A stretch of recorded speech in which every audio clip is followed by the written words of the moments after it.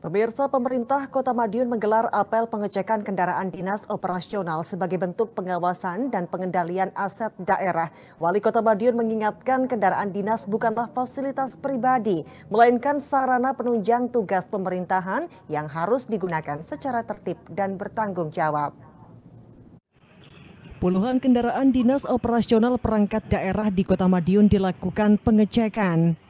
Kegiatan yang berlangsung di halaman Rusunawa Kota Madiun ini merupakan bagian dari pengawasan dan pengendalian pemanfaatan aset daerah berupa kendaraan dinas.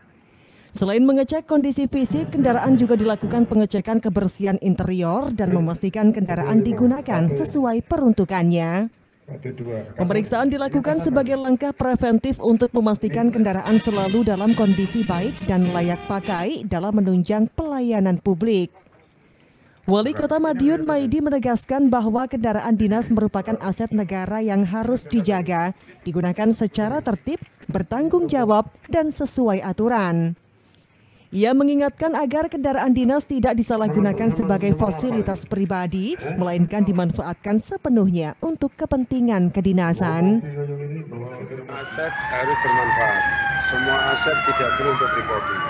Semua aset untuk menyempurnakan program-program Kota Madiun.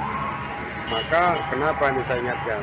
Nanti kalau digunakan untuk pribadi langsung tinggi, nggak boleh. Artinya apa? Kalau dia itu tugasnya di taman, ya taman itu harus beres. Ini peringatan. Jadi kalau tamannya tidak beres, sampah tidak dibuang dan sebagainya, berarti dia tidak serius. Kalau tidak serius kita ganti.